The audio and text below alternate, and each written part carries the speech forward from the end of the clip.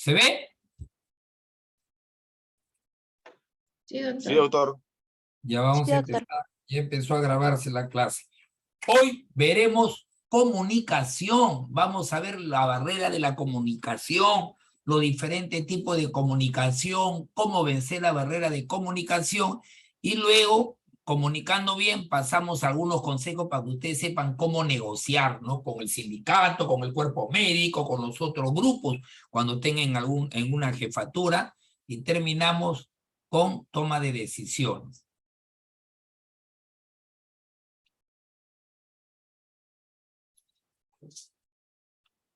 Entonces, la comunicación es la transferencia y la comprensión del significado. Quiere decir que no vale con transferir el significado, sino la comprensión. Por ejemplo, si yo, Liliana, ¿me escuchas?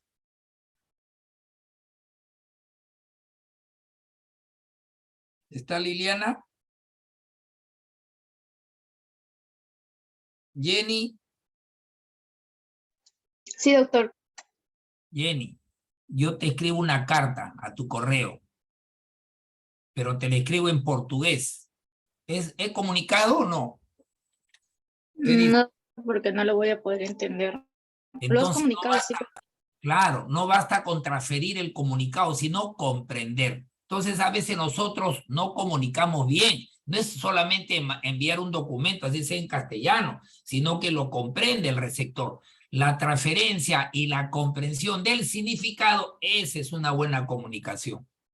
Y la comunicación puede ser de persona a persona, interpersonal. Su nombre lo dice, pero puede ser comunicación de una persona a una organización, o cuando nos comunicamos por WhatsApp, Estado, o por redes, por Facebook, es comunicación organizacional. Entonces hay comunicación interpersonal y hay comunicación organizacional, ¿no? Fíjense ustedes, este es un modelo de comunicación que tiene que tenerle en cuenta. Por ejemplo, ustedes son el emisor, van a comunicar algo, va a haber un examen la otra semana. Ustedes son la fuente, el emisor, pero tienen que comprender lo que van a comunicar y eso se llama codificar. Si ustedes no codifican, no van a entenderse ustedes mismos lo que van a comunicar, menos va a entender la parte receptora. Entonces el comunicador, la fuente, el emisor tiene que codificar su mensaje, entenderlo. Luego utiliza un canal, puede ser la televisión, puede ser un memorando, un fax, un correo, un WhatsApp, el canal. Y luego la comunicación llega al receptor, pero el receptor tiene que decodificar. El emisor codifica para entender bien lo que va a comunicar y el receptor, para entender bien lo que va a recibir, decodifica. Y todo aquel que produce una alteración en el proceso de comunicación se llama ruido, ¿no? Ruido, ¿no? Y el receptor, miren ustedes, importante, tiene que retroinformar al emisor. Carlos es el emisor, el receptor es Juan. Juan, que es el receptor, le dice a Carlos, que es el emisor. Juan le dice a Carlos, Carlos, recibí tu memorando, ¿quieres que este sábado, 10 de la mañana, una charla sobre COVID, la nueva vacuna de COVID o de la viruela del mono? El receptor está retroinformando que le ha entendido a emisor. Siempre es bueno hacer retroinformación. Entonces, el modelo de comunicación elemental es el emisor que tiene que codificar a través de un canal, un medio que comunica, y el receptor tiene que entender la comunicación y para eso tiene que decodificar, y a veces debe ser retroinformación, el receptor, retroinformación o retroalimentación al emisor.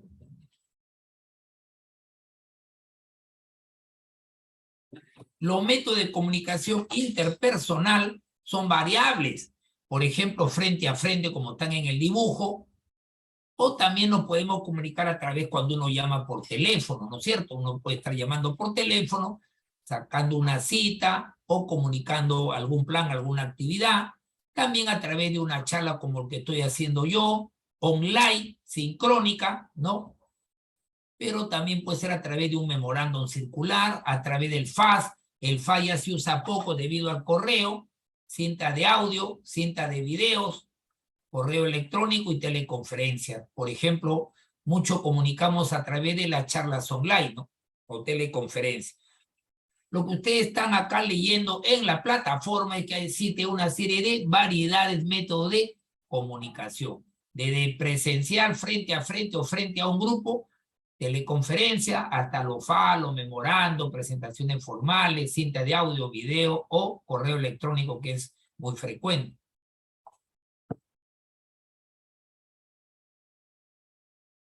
Pero la comunicación puede ser no verbal, es decir, se transmite sin palabra, ¿no?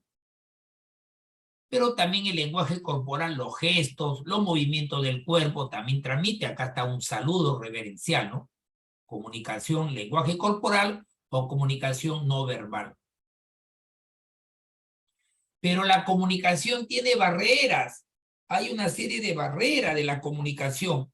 El filtrado, las emociones, sobrecarga de información, la defensa, el lenguaje, la cultura nacional, han visto, son una serie de barreras que luego hay que vencer las barreras.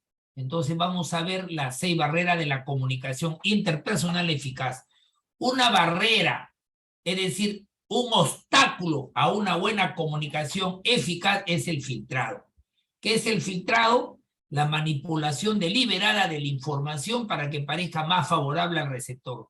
Es decir, uno a propósito manipula la información para que el receptor, el que recibe la comunicación, esté contento.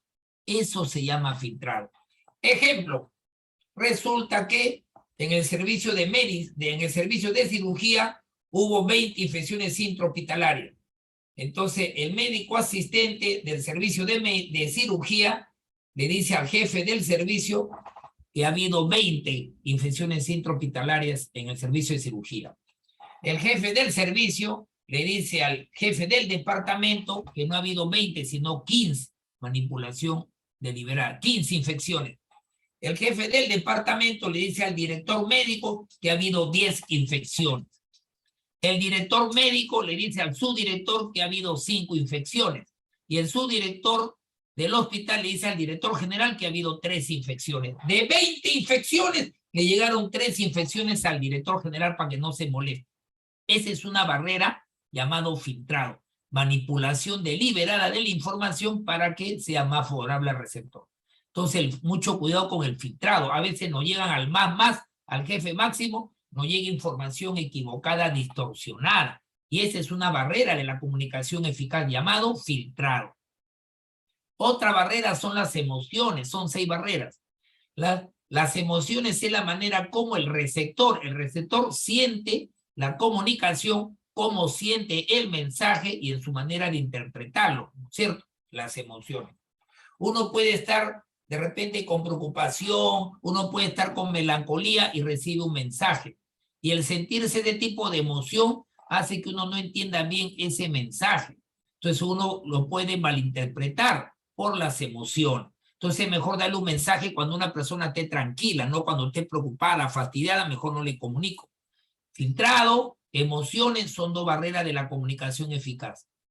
¿Qué más? Sobrecarga de información. Luis es el jefe de un hospital y se va a España a un curso una semana. ¿Cuántos correos le va a llegar? Le va a llegar seguramente 500 correos. Cuando él regrese a Lima, o desecha, o lee uno sí, uno no, o no lee ninguno. Es decir, sobrecarga de información. Excede la información la capacidad de procesar esa información. No podemos darle al jefe demasiada comunicación, no le podemos dar mucha información porque lo estamos ahogando. Hay que darle la información necesaria, la información que necesite para tomar decisiones. No hay que darle ni poquito ni un exceso de información. La sobrecarga de información hace que el jefe no nos comprenda bien lo que queremos decirle porque lo ahogamos en la información. Ni mucho ni poco. Hemos visto filtrado, emociones, sobrecarga de información, defensa. Defensa es otra barrera de la comunicación. Si la persona siente que está siendo amenazada, ¿cómo reacciona?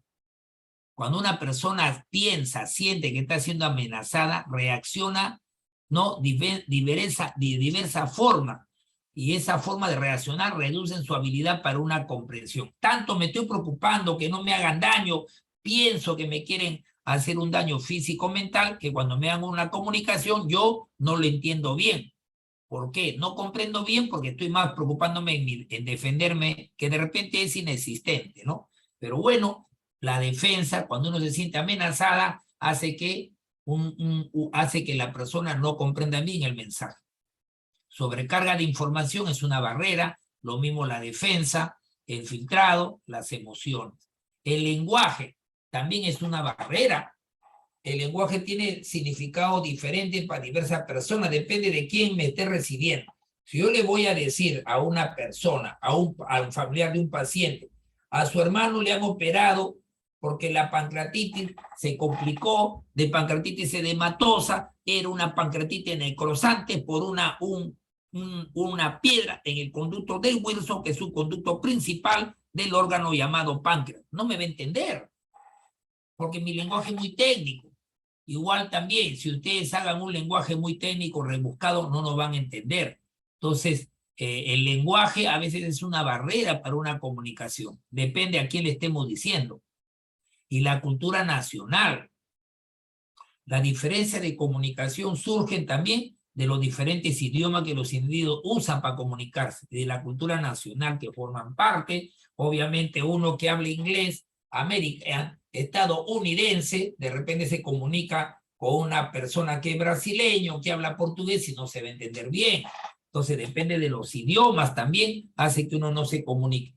Por lo tanto, si queremos recordar las 6 barreras de la comunicación, la primera barrera se llamaba filtrado. La segunda, ¿cómo se llamaba? Emociones. ¿Cuál? Dígame Emoción. las 6 barreras. Emociones. Emociones, ¿qué más? Sobrecarga Sobrecarga de de información. información. Sobrecarga de información, filtrado, emociones. Cuando uno se siente amenazado, se llama defensa. Faltan 2 más, ¿cuáles son? El lenguaje. El lenguaje y la cultura nacional. Ustedes tienen que tener en cuenta esas 6 barreras, porque esas 6 barreras hacen que ustedes no se comuniquen bien. Entonces, si ustedes tienen en cuenta después de esta charla que existen estas 6 barreras, eviten, cuidado con el filtrado, cuidado con las emociones, es otra barrera de una buena comunicación eficaz. Lo mismo que mucha sobrecarga de información, cuidado cuando uno está con instinto de defensa, el lenguaje y la cultura nacional. Entonces, estas 6 barreras hay que tener en cuenta, pero algunos consejos para vencer las barreras. Venciendo las barreras. Una manera de mejorar la comunicación, venciendo la barrera de una buena comunicación, es utilizar la retroalimentación, hacer un lenguaje más fácil, más simple, escuchar activamente, limitar las emociones, vigilar las señales no verbales. Entonces, miren, ustedes tienen acá 5 maneras como vencer la barrera. Utilizar la retroalimentación. ¿Se acuerdan lo que yo le dije acá? Tienen que utilizar la retroalimentación o retroinformación por parte del receptor al emisor. Entonces, utilicen la retroalimentación. Disminuye los problemas de comunicación. El teléfono malogrado, un malentendimiento es porque no utilizamos la retroinformación. Carlos, ¿verdad? Tú me dijiste que querías tantos personas para que reciban la charla. Tú me dijiste que había media beca. No, yo no te dije eso, yo te quise decir tal cosa. Entonces, miren, mejoramos la comunicación cuando uno utiliza la retroalimentación. Una manera, una buena estrategia para vencer la barrera de una comunicación es la retroalimentación. Lo otro, el lenguaje. El lenguaje significa que sea el mensaje claro. El mensaje debe ser comprensible para el receptor.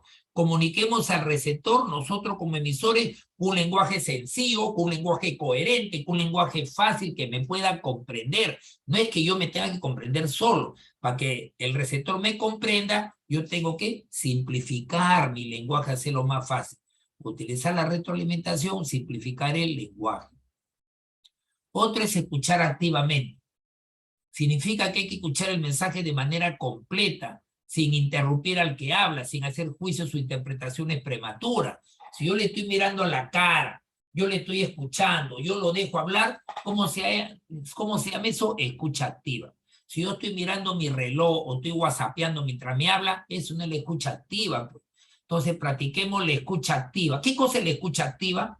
Es escucharlo, pero que me diga esperar que me diga todo su lenguaje, y no puedo estar yo adelantándome con juicios e interpretaciones. Primero lo dejo que me hable, que termine de hablar. Le miro claramente a sus ojos, a la cara. Eso se llama escucha activa. Otro es limitar las emociones.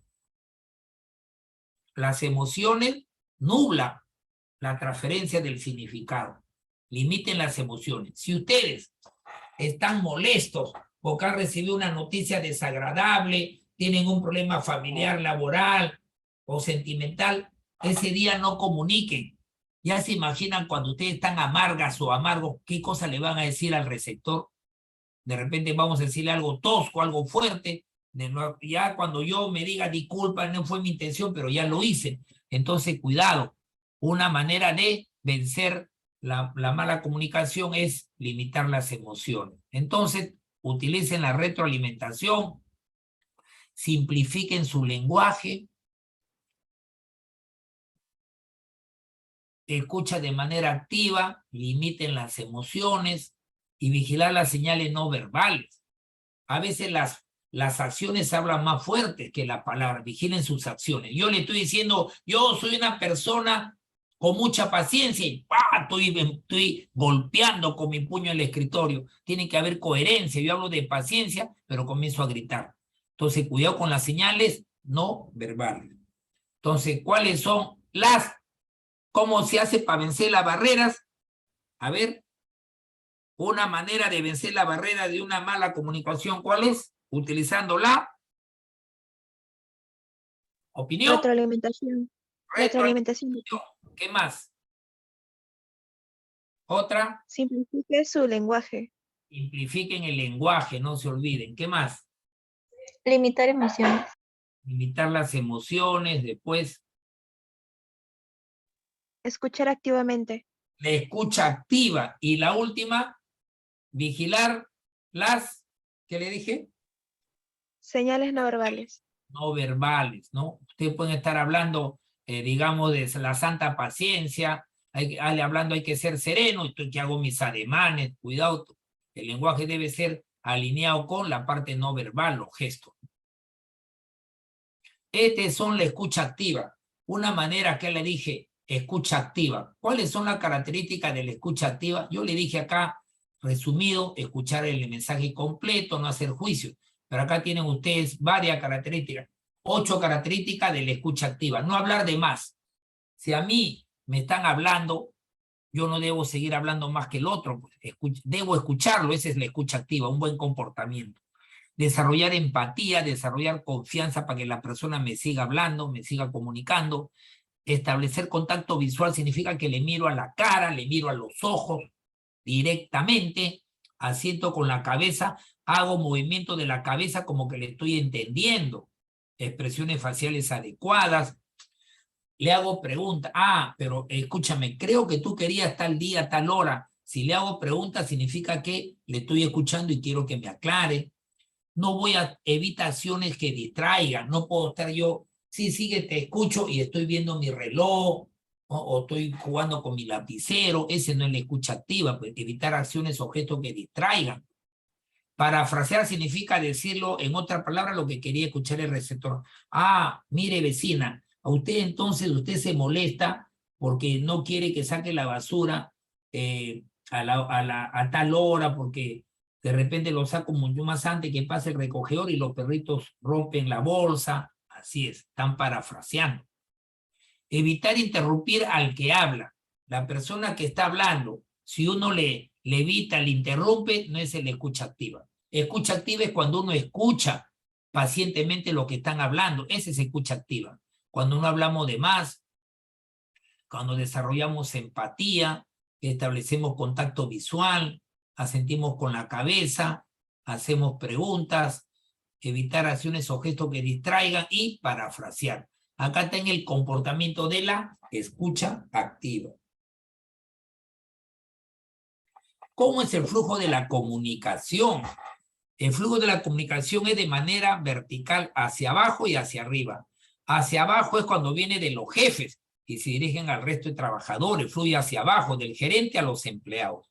Y comunicación vertical es hacia arriba, de abajo, los trabajadores, los empleados quieren comunicar a los jefes. Entonces, de abajo hacia arriba. Todo es vertical. Arriba, abajo y abajo hacia arriba. La comunicación es lateral. Comunicación entre el mismo nivel organizacional. Director médico con director administrativo. Jefe de personal con jefe de economía. Departamento de medicina con departamento de ginecotetriz. En el mismo nivel organizacional. Esa es comunicación lateral, horizontal. Y diagonal es como oblicua, ¿no es cierto? Viene de un nivel grande a otro nivel bajo o mediano jerarquía, alta jerarquía, comunicación diagonal. Entonces hay comunicación vertical, hay comunicación, digamos, vertical, lateral, horizontal y diagonal. Esos son dirección del flujo de la comunicación. Y estas son las redes de los grupos. Memoricen bien para que entiendan en qué consiste cada uno de ellos. Miren aquí en cadena. El director general le dice al director de administración, el director de administración le dice al jefe de economía la comunicación. El director no le habla de frente al jefe de economía, le habla al jefe de administrativo y él le dice al jefe de economía. Además, el director le dice al director médico y el director médico le dice al jefe de laboratorio o al jefe de servicio de pediatría. Ese se encadena, miren, de acuerdo a la jerarquía. Pero aquí en rueda, el director le dice a todos, al mismo tiempo la comunicación. Él es el líder, le dice a todos. Este se enrueda, este se encadena.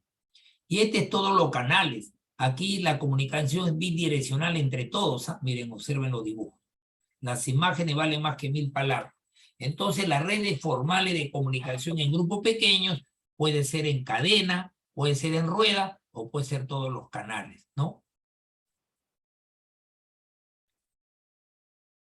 A ver, la velocidad, los criterios de eficacia. Velocidad es rápido en rueda, lo mismo que en todos los canales, y es moderado en cadena. La velocidad es rápido en rueda. Acá hay intermediario, pues. Aquí en rueda es directo. Es más rápido la velocidad de comunicación en rueda y en todos los canales. Se entiende por el dibujo, ¿no? Precisión es más alto en cadena y en rueda. Aquí, como todo se comunica, la precisión es mejor en rueda y en cadena. Emergencia de un líder. Un líder existe en rueda. El líder porque él maneja la comunicación y de él le va a decir a todos. Él le va a decir a todos. Entonces acá él lidera. Satisfacción del integrante es alto en todos los canales. ¿Por qué en todos los canales? Porque acá se comunican entre todos, ¿no? Entonces, de acuerdo al dibujo, al esquema, uno entiende estos criterios, ¿ya? Pero la comunicación es informal, es decir, comunicación de una organización que no cuenta con una estructura orgánica. La comunicación informal es cuando estamos pues en un cine, en una playa, hablando, comunicándonos. Y esos son los rumores. Los rumores es comunicación informal en una organización. No es nada oficial, pues se llama rumores. Son rumores de una sola línea o un rumor frecuente. En nuestro país es el chisme. También probabilidades y cadena de racimos. Comunicación informal, que son la cadena de rumores. Tipo de cadena de rumores, una sola línea. A le dice al B, al C y así sucesivamente. El chisme del A le dice a todo el mundo, a todos los integrantes de un hospital, de una empresa, le dice, miren, es el chisme, vuela más rápido, al mismo tiempo todos. Probabilidades, el A le dice a 1 y este le dice a 2. El A le dice a 1 y este le dice a 1, probabilidades. Y racimo le dice el A le dice a 3 y él le dice a 2 y él el que le dice a 1. Van de más a menos. Es decir, hay diferentes cadenas de rumores. Una sola línea, chisme que es lo más frecuente, probabilidades y racimos. Pero ahora cómo usar la comunicación, la habilidad para comunicarme, la escucha activa, venciendo la barrera de la comunicación. Yo debo utilizar mi habilidad para comunicarme en una negociación, porque la negociación es para manejar los conflictos, solucionar los conflictos. Los conflictos son los desacuerdos. ¿Qué es el conflicto? Es desacuerdo entre dos personas, entre dos grupos de personas, sobre desacuerdo sobre recursos, meta, valores, ¿no? A uno le dan más presupuesto, al otro servicio menos presupuesto, la meta de uno es diferente a la meta de otro servicio, nos ponemos en desacuerdo los diferentes servicios o unidades, ¿no? Entonces, eso sucede en una institución y eso desacuerdo entre los grupos de personas se llama conflicto. La comunicación ayuda a resolver los conflictos. Y la negociación es aplicar, hay que negociar, hay que aplicar las habilidades de comunicación y hacer transacciones para manejar los conflictos, los desacuerdos y llegar a una solución satisfactoria entre ambas partes, entre las personas o entre los grupos. Entonces las negociaciones tienen que manejar los conflictos. Hay conflictos de intereses. Yo quiero una cosa A y el otro quiere B. Entonces lo que yo quiero, la otra parte no lo quiere, no está de acuerdo. Entonces estamos en desacuerdo, pues ese es conflicto. O bien no hay una regla fija o procedimiento para resolver los conflictos. A veces tenemos reglas o procedimientos, ¿no? La parte, cuando menos por el momento, a veces esto es frecuente. Ambas partes prefieren un arreglo antes que luchar abiertamente, ¿ya? ¿Por qué? Porque a veces no queremos que la autoridad superior lo resuelva, entonces mejor me pongo de acuerdo contigo para que no lleve hasta la alta dirección a resolver el conflicto. Entonces, las negociaciones pueden ser integradores y distributivos. ¿Cuándo es la negociación integrador? Cuando ambos se ponen de acuerdo y ambos salen con su gusto ganar, ganar. Y distributivo es cuando uno gana y uno pierde. Entonces, la negociación tiene dos tipos de proceso de negociación. La negociación integrativa, ganar, ganar, yo gano y tú ganas. Es la mejora, no hay resentimiento. Pero muchas veces hay negociación distributiva, yo gano y tú pierdes. Ganar, perder. Entonces, mejor negociemos de manera integrativa. Yo gano y tú ganas, ganar, ganar, ¿no? Es mejor, ¿no? Que la distributiva que muchas veces sucede, uno gana y otro pierde, pues, ¿no? ¿Cuáles son los lineamientos para llevar a cabo las negociaciones? Primero, tener objetivos claros y fijos. Miren algunos consejos para negociar. El primer consejo es que ustedes no pueden negociar si no saben sus objetivos. Si no saben ustedes sus objetivos. Objetivos fijos y claros en cada punto de la negociación. Otro consejo para negociar es que no estén apurados, porque a veces por estar apurados están negociando mal, ¿no? Hay que tener, digamos, tranquilidad, ¿no? No apresurarse. Así como hay objetivos fijos y claros, no apresurarse. Si hay alguna duda en un punto, son 10 puntos en la negociación, hay alguna duda, hagan tiempo, como que quieren ir al servicio higiénico, pero hagan tiempo cuando excitan dudas. Pero tienen que estar bien preparados con datos sólidos para cumplir con los objetivos. Si ustedes no están preparados en negociar, ¿no? ¿Cómo van a negociar bien? Está bien que ustedes tengan su objetivo. Mi objetivo es, en la negociación, no aumentar mucho al cuerpo médico, porque no tengo presupuesto, ya lo tienen claro. No puede haber mucho aumento porque escapa su presupuesto. Entonces no estén apurados, hagan tiempo si hay alguna duda, pero tienen que estar preparados, ¿no? Para negociar qué cosas pueden aflojar y qué cosas no pueden. Datos sólidos. Y no seamos tampoco muy rígidos, porque no la otra parte se pone igual. Tenemos que demostrar que somos personas que adoptamos una actitud flexible. Averiguar los motivos de lo que quiere la otra parte. Es muy importante. Si yo sé que la otra parte quiere B, yo le puedo dar gusto en el B, le digo pues B. Si yo pienso que el B está bien y eso quiere la otra parte, la parte B, pues la otra parte va a estar contenta y también me va a conceder a mí lo que yo deseo. Por eso hay que averiguar los motivos que quiere la otra parte en la medida de lo posible. No se queden atorados. Si un punto no se puede avanzar, avancen al siguiente. Si en el examen No entienden la pregunta 4, avancen en la pregunta 5 o 6, no quedarse atorado en algún punto. Respeten la fachada de la otra parte, significa que a la otra parte hay que respetarlo, ¿no? Hay que respetarlo como persona, como negociador, y también hay que saber escuchar, practicar la escucha activa, ¿no? Miren cuántos consejos, ¿no? Cuántos consejos que son importantes para negociar. Crearse la fama de justo aunque firme. Si ustedes no tienen fama de justo, pues no negocian bien. Cuando ustedes quieren algo, le van a conceder porque saben que si ustedes quieren ese algo es porque de repente es así, porque ustedes tienen fama de ser personas justas al negociar.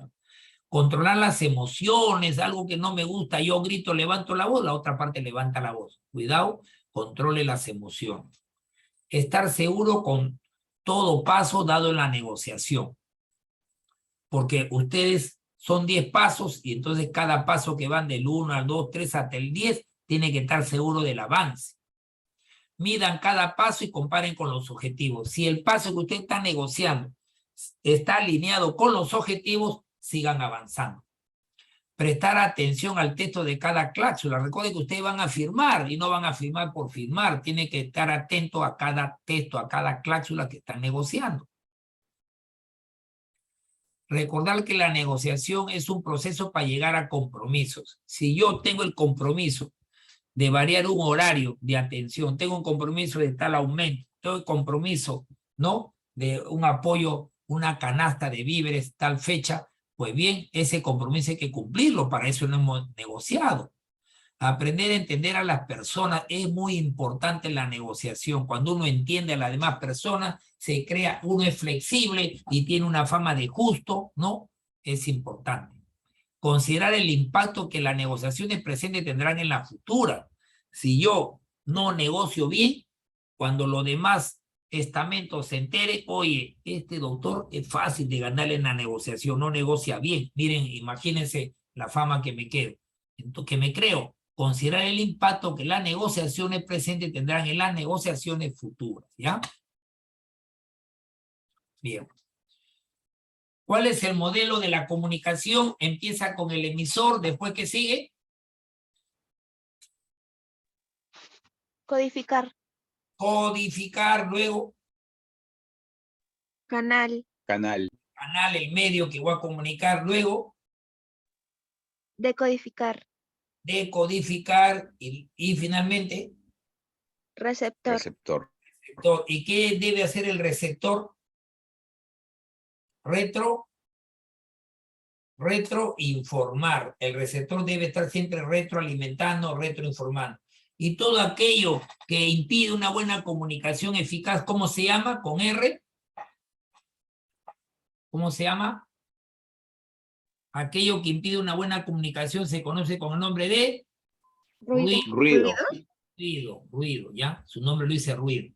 ¿Cuáles son las barreras de la comunicación eficaz? Barreras. Filtrado. ¿Qué más? Emociones. Emociones. ¿Qué más? Sobrecarga de información. Sobrecarga de información. ¿Qué más? Defensa. Defensa y Lenguaje y cultura nacional. lenguaje y cultura nacional. ¿Y cómo hacen para vencer las barreras? En todo caso, ¿qué hacen para vencer la barrera de la comunicación? Para que exista una comunicación eficaz, fluida, continua. ¿Qué hacen? Retroinformación. ¿Qué más? Escuchar activamente. La escucha activa. Muy bien, la escucha activa. ¿Qué más? Imitar Simplificar emociones. el lenguaje. Simplificar las emociones, simplificar el lenguaje, y evitar las señales no verbales, ¿no? No verbales. ¿Cuáles son las direcciones del flujo de la comunicación? ¿Cómo es la comunicación? Es vertical, es horizontal y es diagonal. ¿La vertical de arriba hacia abajo o hay vertical de abajo hacia arriba? Y además es horizontal cuando es el mismo nivel de organización jerárquico y diagonal. Direcciones del flujo.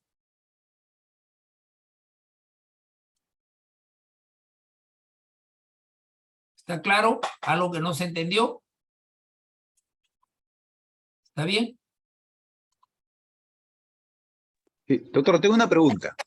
Sí, A ver, claro. si cuando uno contrata a un empleado y hay un contrato, en el contrato se detallan cuáles van a ser las funciones de su trabajo. Aparte, la empresa tiene su manual de organización y funciones, su reglamento. ¿Por qué se tiene que premiar o motivar a un colaborador si él ya sabe lo que tiene que hacer en su trabajo y tiene que ejecutar las funciones por las que ha firmado un contrato?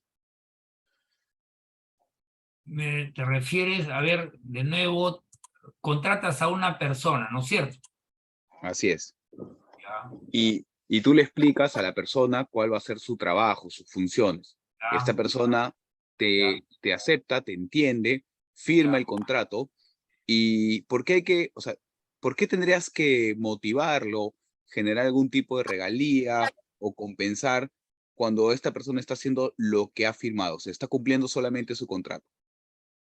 Pero si tú quieres que, porque la motivación te mejora, pues, te mejora el clima organizacional. Claro, tiene que cumplir su contrato, podemos decir que es la obligación, no necesita darle ningún premio, ningún estímulo, porque para eso lo has contratado. Hasta ahí está bien. Pero si tú quieres, ¿no? Si le pones de 0 al 10 el grado de compromiso para trabajar y trabaja como 7, 8, porque es obligación, cuando tú motivas al trabajador va a trabajar como 9 o como 10 si ponemos un puntaje, porque la motivación canaliza mejor su conducta, le pone más punche, más alma, más corazón, más vida en su trabajo.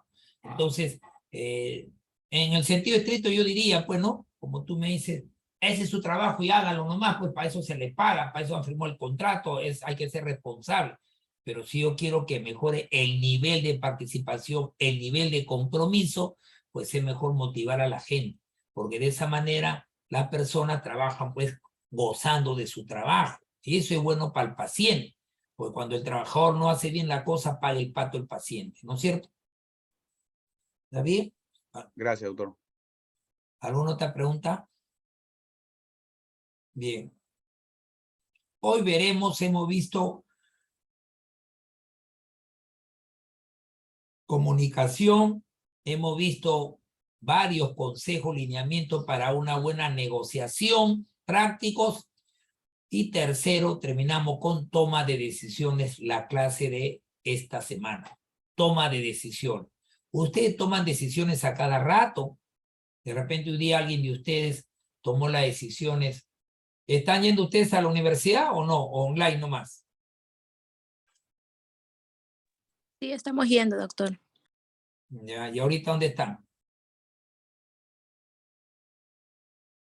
¿En casa? Ahora sí. Ya, pero si tuviesen en la mañana a las 12, tenían que hacer clase en la tarde. Gerencia puede hacerse online, pero no es como anatomía, laboratorios. Gerencia puede ser online, eso está claro. Pero pongamos que se quedaron, tomaron la decisión de almorzar un lomito saltado, o otro un bistec, otro un jugo, porque toman decisiones. Son decisiones del día a día, o qué micro voy a tomar, pero ahora veremos la toma de decisiones como un proceso racional en nuestro trabajo, en nuestra empresa, el proceso racional de toma de decisiones. Primero, decisión es la elección entre dos o más alternativas. Cuando uno escoge el A o el B, está tomando una decisión, elegir entre dos o más alternativas. Y toma de decisiones es para identificar y seleccionar un curso de acción, porque tomo decisiones para resolver algo específico, algo pues que quiero pues solucionarlo. Para eso hay que hacer ahora un método racional de toma de decisiones, para que no sea una toma de decisiones al azar, ¿no? Emotivo. Pero uno debe detectar problemas y oportunidades. Recuerden que ya le hemos dicho nosotros en plan operativo, plan estratégico, problema es la situación del estado real de la cosa que no es igual al estado deseado. Por ejemplo, yo quisiera menos anemia, pero hay mucha anemia. Algo que es real y no es igual a lo que yo quiero, ese es el problema. Yo quiero menos mortalidad materna y hay mortalidad materna. El estado real de la cosa que no es igual a lo que yo me gustaría y deseo, ese es un problema. Y a veces tomamos decisiones para resolver los problemas. Entonces, el proceso para detectar problemas, ¿no? Miren ustedes, una desviación de la experiencia pasada. La venta de la consulta externa son inferiores a la anterior. Entonces, he visto, ¿no?, que actualmente estamos en octubre. Yo hago un corte en septiembre del 2022. Y he visto que en septiembre del 2021 yo vendí más o menos 8,000 consultas. Y en septiembre del 2022 hemos hecho el corte y no fue 8,000, ha sido 5,000. Entonces, la venta de consulta externa actualmente son menores que el año pasado. Una desviación de la experiencia pasada. Es un problema. Una desviación de la experiencia pasada, los gastos se han disparado de manera brusca. Antes gastaba mensual en todos mis costos operativos, todo hasta junio, julio, he estado gastando 2,000, ponte 3,000 mensuales en promedio. Ahora me gasto en agosto, septiembre, me estoy gastando no 3,000, sino 3,800, 4,000. Será inflación, pero la cosa es que los gastos se han disparado y es un problema comparando con la experiencia pasada. La ausencia de trabajadores han aumentado. Será el COVID, muchos descansos médicos, no vienen a trabajar, y si el que no trabaja no hace pues la actividad. Entonces, son desviaciones de la experiencia pasada, la ausencia de trabajadores está aumentando, y entonces eso, una desviación de la experiencia pasada, es un problema y tenemos que tomar decisiones. También una desviación del plan establecido.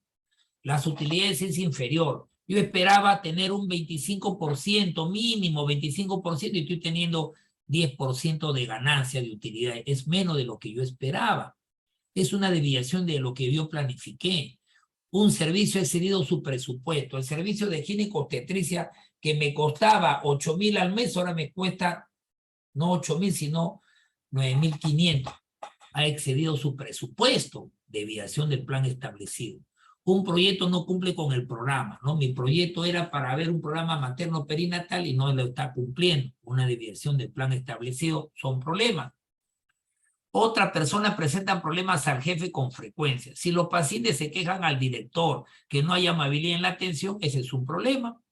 Aumento de la renuncia de los trabajadores muy importantes, trabajadores que estaban en estadística, que trabajaban en otros servicios claves para la operatividad de mi hospital, están renunciando, se están yendo a otro lugar. ¿Por qué motivo? No los trato bien, ganan poco. La cosa que esos problemas le vienen al gerente. Entonces son problemas que hay que tomar decisiones y resolverlos. El desempeño de las competencias parece mentira, pero es un problema. ¿Cuándo es un problema la competencia? Si los hospitales, las competencias, ¿no?, desarrollan nuevos procesos, nuevos resultados, mejoran sus procedimientos operativos, dan más calidad de atención, mejoran su presupuesto, felicidad para ellos, pero para mí es un problema porque me puede ganar clientela. El desempeño de la competencia a veces es un problema para uno. Y entonces tenemos que tomar decisiones, pero tenemos que acordarnos que cuando hablamos de decisiones, las decisiones pueden ser programadas y no programadas. Una decisión programada es solución para problemas rutinarios. Como son problemas rutinarios que siempre se presentan, hay reglas, hay procedimientos y costumbres. No todo está escrito porque son decisiones rutinarias. Esa es una decisión programada. Por ejemplo, si voy a contratar la otra semana a varios médicos, yo ya sé ya, porque no es la primera vez que contrato, hay una regla que dice que los médicos se contratan, pero tienen que tener tantos años de experiencia, o y los contrato con 6,000 soles al mes. Es una decisión programada porque es algo rutinario que otra vez se lo he hecho. Pero hay decisiones no programadas, específicas sobre un proceso, ¿no?, pero que no es rutinario. Por ejemplo, no es rutinario que me aumenten el presupuesto. Qué felicidad que me he enterado que me van a dar 300,000 soles de presupuesto más en el mes de noviembre y diciembre, que ya se va. Como casi nunca me dan, decisiones no programadas, voy a tener que apurar a ver en qué lo gasto, decisiones no programadas. Lo programado es rutinario, es específico, obedece a reglas. Lo no programado es algo que pocas veces sucede. Decisiones programadas, decisiones no programadas. Hay decisiones con racionalidad y racionalidad acotada. Una decisión con racionalidad es cuando yo, al tomar la decisión, sé su costo, sé las ventajas, sé el presupuesto, sé cuándo lo voy a cumplir, es digamos, se llama racionalidad. ¿Y cuándo es racionalidad? Acotada. Acotada significa que pongo un coto, un pare. Racionalidad acotada es cuando yo tomo la decisión con la información que tengo, con la información que yo actualmente tengo, con el tiempo que tengo, tomo la decisión. Es decir, racionalidad acotada. Yo quiero tomar una decisión y solamente con la información que tengo y con el tiempo que tengo, hasta mañana o pasado mañana nomás espero, pongo un coto ya para no seguir esperando. Eso se llama racionalidad acotada. Hay racionalidad y racionalidad acotada. Programadas sí, decisiones no programadas. Hay decisiones con certidumbre, riesgo e incertidumbre. La decisión con certidumbre es cuando yo tomo la decisión y sé todas las alternativas. Voy a tomar la decisión de poner unos $5,000 al banco. Y yo sé cuánto me paga de intereses el BBA, el Scotiabank, el Banco de Comercio, el Banco de Crédito, el Interbank. Entonces mi decisión va a ser con certidumbre porque sé ya todas los análisis, todas las posibilidades, certidumbre. Riesgo es cuando tomo decisiones con probabilidades. Puede que salga, puede que no salga. Es como, por ejemplo, una moneda. Tiro la moneda al aire, cae al suelo, o es cara o es sello. No siempre va a ser cara. De repente es sello, es probabilidad. Eso es riesgo. Muchas veces en la gestión, qué ideal sería certidumbre, pero a veces no tengo todo el tiempo del mundo, no tengo tanta información. En el sector salud a veces tomamos decisiones con riesgo, pues no, así es la gestión, pero riesgo calculado. Pero nunca tomen decisión con incertidumbre, es no saber ninguna alternativa. Es como que van a lanzarse en una piscina de 3 metros que no tiene agua, con seguridad que va a haber un traumatismo encefalocraniano. Entonces no tomemos decisiones con incertidumbre. Generalmente con certidumbre, en la práctica no siempre es certidumbre, por lo menos con riesgo. Entonces hay decisiones programadas, no programadas, racionalidad acotada es cuando tengo el tiempo y la información necesario y hago un coto, tomo la decisión. Certidumbre, riesgo e incertidumbre. Y hay una decisión que no está acá que se llama decisión no afectiva. ¿Cómo es la decisión afectiva? La decisión afectiva es cuando tomo la decisión de acuerdo a lo que yo pienso. Mi experiencia me dice que esto es la mejor decisión que voy a tomar. Me tinca, hay una corazonada que esto es la mejor decisión. Yo soñé hace 4 días que esto era mejor. Esa es la decisión con afectividad, ¿no? Que a veces liga también, ¿ah? Me va bien. Entonces, diferentes tipos de decisiones programadas, racionalidad acotada, incertidumbre, riesgo. Ahora es el proceso racional para tomar decisiones. Ese proceso racional depende del libro de administración, pero el libro de Stone es más práctico, son 4 pasos, porque son alternativas también. El proceso racional para tomar decisiones son 4 pasos. Primero, investiguen la situación. Segundo, desarrollen alternativas. Acá no evalúan, desarrollan alternativas. Tercero, evaluar acá la alternativa para escoger la mejor alternativa y luego implantan la decisión y lo monitorean. Primero, investigar la situación. Por ejemplo, infecciones intrahospitalarias. Voy a tomar la decisión en un hospital. Yo defino el problema, muchas infecciones intrahospitalarias. Diagnostico la causa, paciente no bien preparado, de repente mala técnica, operación, falta de capacidad del cirujano. Bueno, definen el problema, definen la causa y luego diseñan los objetivos. ¿Qué estoy haciendo? Investigando la situación. Segundo, desarrollo alternativas. ¿Cómo yo solucionar el problema de las infecciones? La mejor alternativa es la lluvia de ideas, brainstorm. Le comienzo a preguntar a cada cirujano, a cada equipo de mi gestión, porque hay muchas infecciones hospitalarias y me van a decir, mala técnica quirúrgica, el paciente tenía VIH-Sida, era un paciente diabético, de repente no estoy comprando soluciones desinfectantes en la piel de calidad. Es decir, lluvia de ideas, yo desarrollo alternativas, no evalúo, Desarrollo alternativas con lluvia de ideas. Tercero, evalúo la alternativa y de 3, 4 alternativas elijo la mejor. Yo voy a evaluar las alternativas y voy a elegir la mejor alternativa. Para evaluar las alternativas y elegir la mejor, yo me hago varias preguntas, ¿no es cierto? Varias preguntas. Acá tienen las preguntas que después volvemos. ¿Es factible? ¿Es satisfactoria? Ahí tendrá consecuencia positiva. Si la alternativa es factible, factible significa que tengo la plata, tengo los recursos. Si es no, abandono esa alternativa. Si la respuesta es factible, sí, esa alternativa, tengo los recursos, tengo los consultorios, tengo, digamos, el presupuesto. Si es sí, hago la siguiente pregunta. Primero, ¿es factible? Segunda, si es sí, ¿es satisfactoria la alternativa? Es sí. ¿Cuándo es satisfactoria la alternativa? Cuando van de acuerdo a mis objetivos. Es satisfactorio cuando van no solamente mis objetivos, sino que de acuerdo a la misión y visión. Si es no, la abandono. Si la respuesta es sí, hago la tercera pregunta. ¿Tendrá alternativa consecuencias positivas o neutrales? ¿Me va a solucionar mi performance, mi rendimiento? Si es sí. Si la respuesta es factible, sí. Satisfactoria, sí. Y tendrá consecuencias positivas o neutras, sí. Esa es la alternativa que voy a escoger. Para evaluar, entonces yo tengo que preguntar, ¿es factible? ¿Es satisfactoria? Y consecuencia positiva. Entonces, cuando digo desarrollar alternativas, lluvia de ideas. Y cuando evalúo las alternativas, hago las preguntas. Si aquella pregunta que contesta las 3 respuestas es factible, es satisfactoria y tiene consecuencia positiva, es la que yo voy a escoger. Una vez que he escogido esa alternativa porque es satisfactoria, tiene presupuesto, implanto la decisión y la monitoreo. Ya yo tengo recursos, se supone, porque era factible, trabajo los presupuestos, haciendo los responsables que van a llevar a cabo esa alternativa y yo voy a monitorearla para ver si hay que corregir. Entonces, para tomar las decisiones, investigo la situación, desarrollo alternativas, las evalúo y implanto la decisión.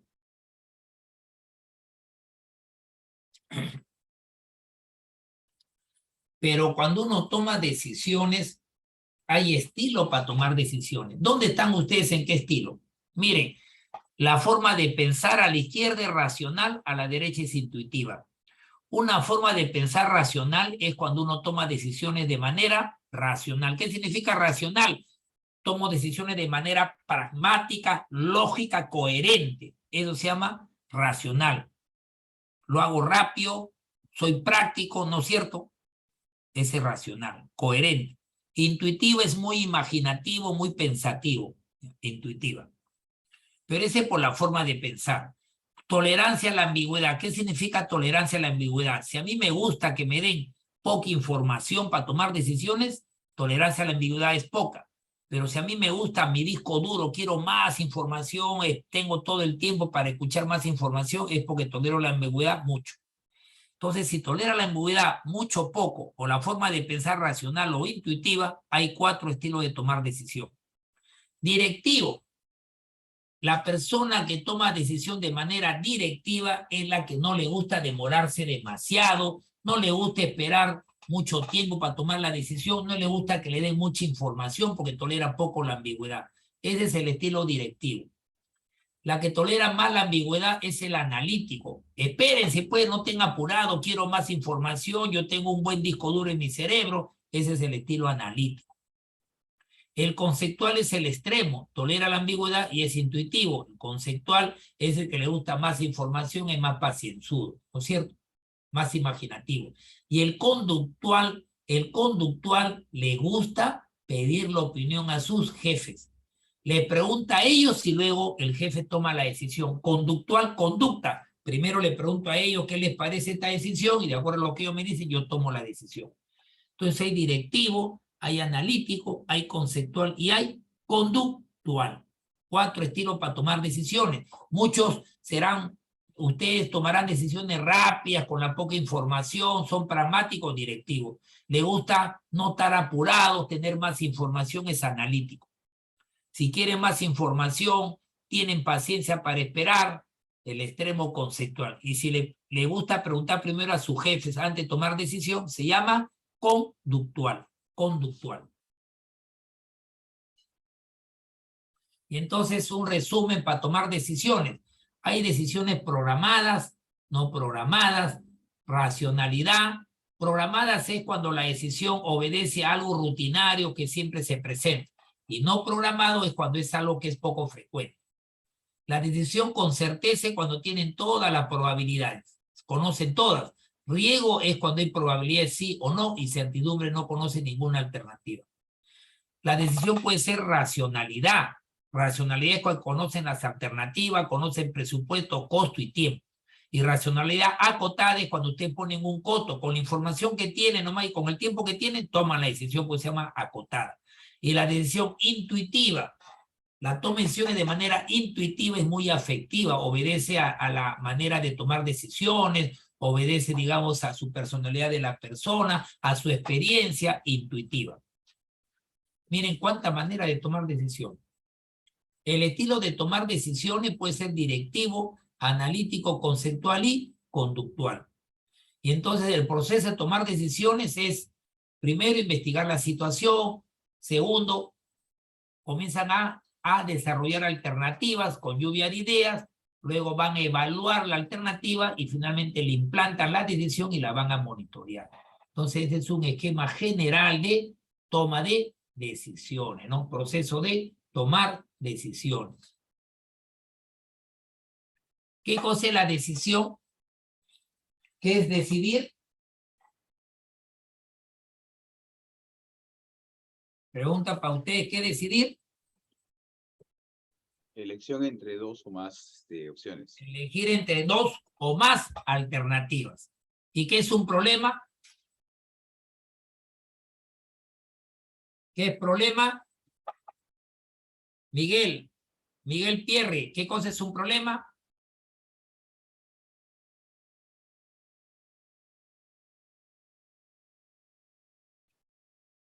¿Qué decisión programada, no programada, certidumbre?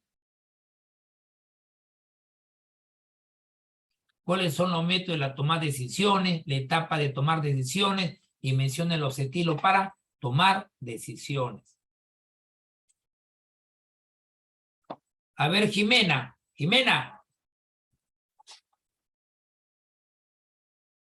No está Jimena, está Falto. Te voy a poner Falto, porque no contesto. Ha salido de la plataforma. Doctor Jimena Huerta. ¿Jimena está? Sí, doctor, Jimena Huerta. Jimena Huerta. Estoy preguntando, Jimena. ¿Qué cosas son decisiones programadas? ¿Recuerda? No, doctor, no estoy segura. ¿Por qué no está segura si acabamos de preguntar? Y hemos repasado de nuevo. A ver, Wilson, repasemos qué cosa es decisión programada.